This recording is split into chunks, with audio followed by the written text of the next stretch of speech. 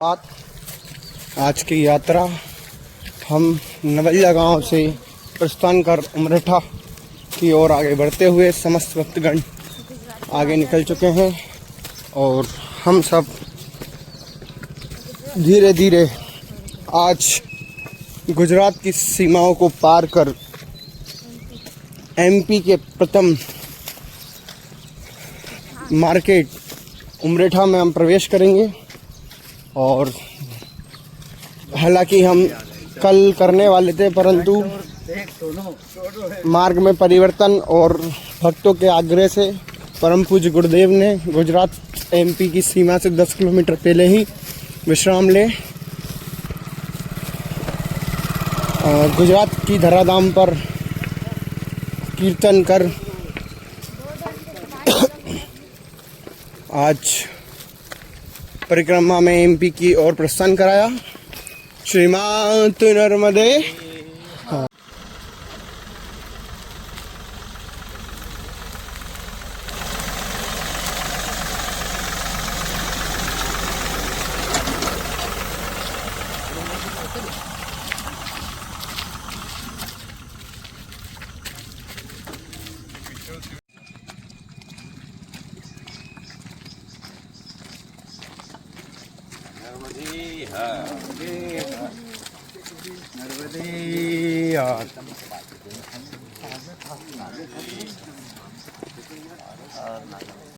आसानी से आए, मतलब कोई मालूम ही नहीं पड़ेगा।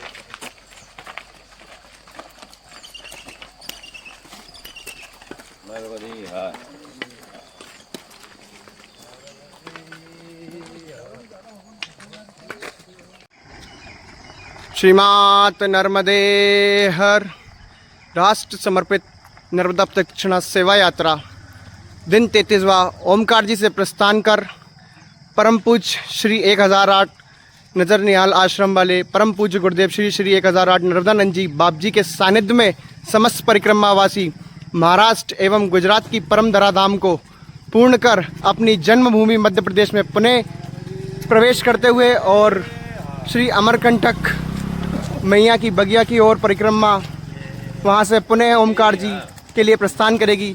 बोल श्रीमात नर्मदे हर।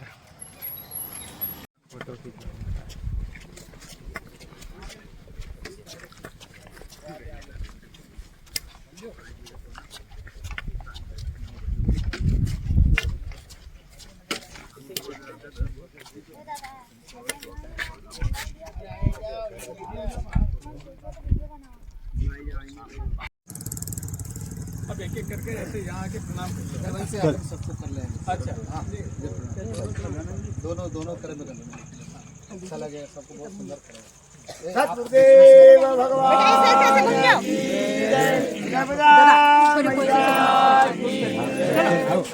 ऐसे कैसे लाइन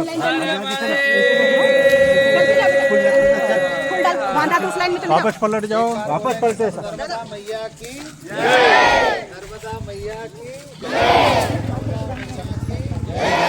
आगे तक लाना है, आगे तक चलो, आगे आगे। मामा की जय, भगवान बिरसा मुंडा की जय, भगवान बिरसा मुंडा की जय, भगवान बिरसा मुंडा की जय।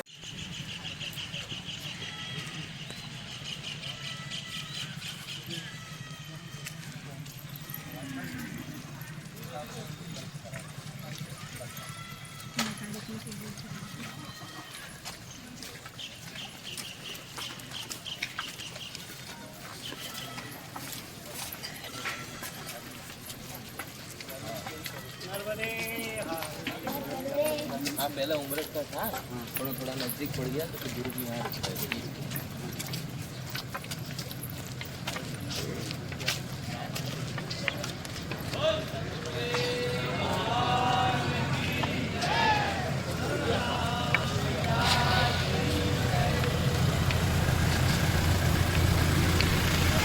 और आपका नाम क्या है?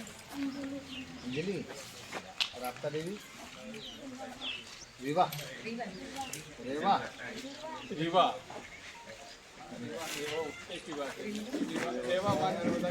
कन्या विद्यालय है, वो जलेबी 15 साल से। अरे वाह। और निवाले वाले में अभी मैंने उसको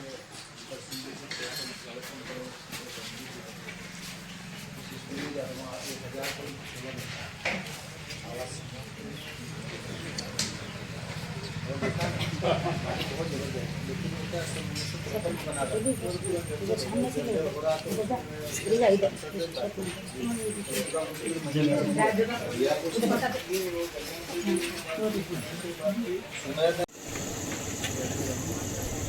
पहले तिलक लगा के खाली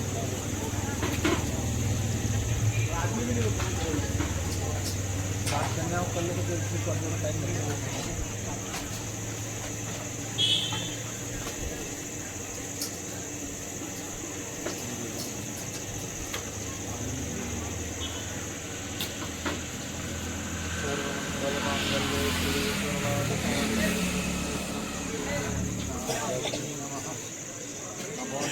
महादेव्ये शिवाय सततं नमः। नमः प्रकृति भद्राय निहितां प्रणीतां समानि योगे बस एक दे दिया पछाड़ी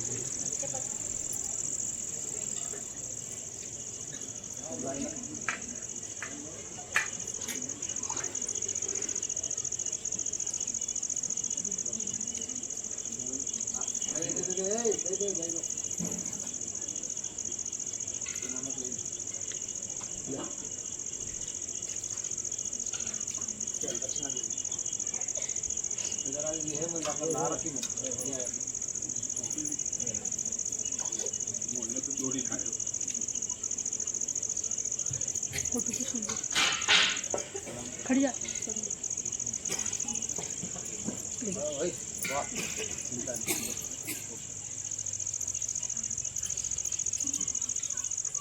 मैया परगुजारी इधर से शुरू कर देता है। आप लोग कर दो आज आजा। हाँ ये तो रोज करती मैया लोग। आजा परगुजारी करो। इनकी थाली दो बेटा तुमने ले ली।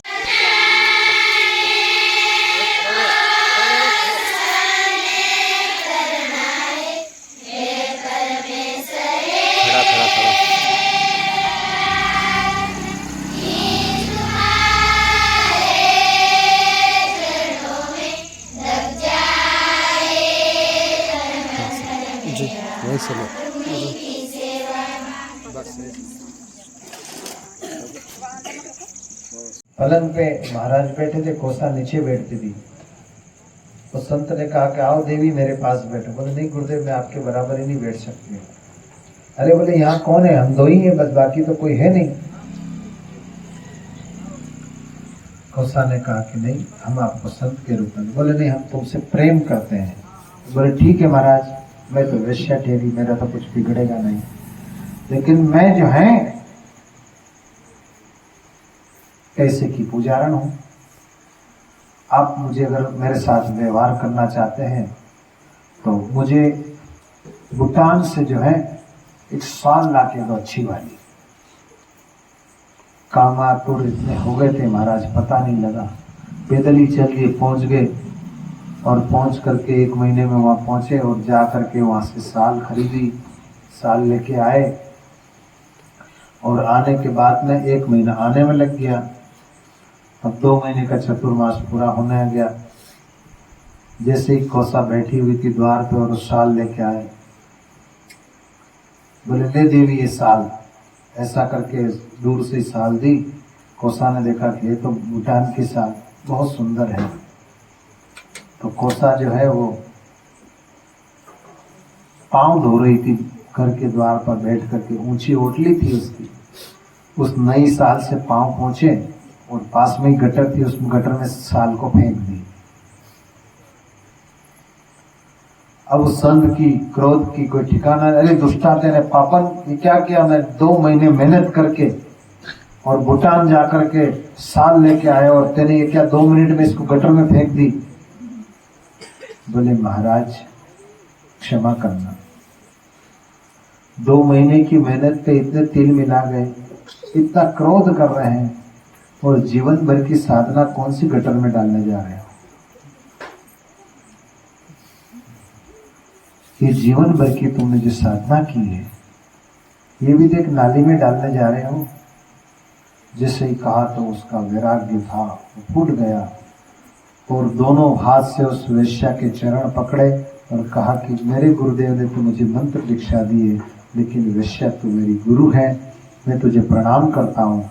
प्रणाम करके आश्रम चले गए। तो महापुरुष लोग जब भी साधना करते हैं तो उनकी नकल नहीं हो कि इसने यहाँ कर दिया तो हम भी ऐसा करेंगे। गुरुदेव ने एक ऐसे ही चेला था तो नित्य वो क्या करता था, जैसा गुरुजी करे वो कार्य करे।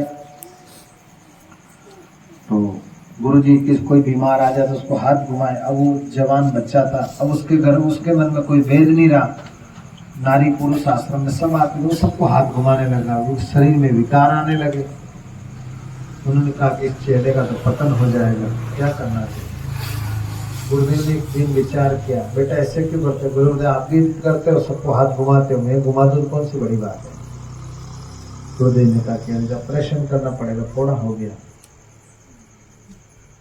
गुरुदेव ने कहा ठीक है, कल सुबह अपन दोनों एक साथ कार्य करेंगे। ठीक है गुरुदेव।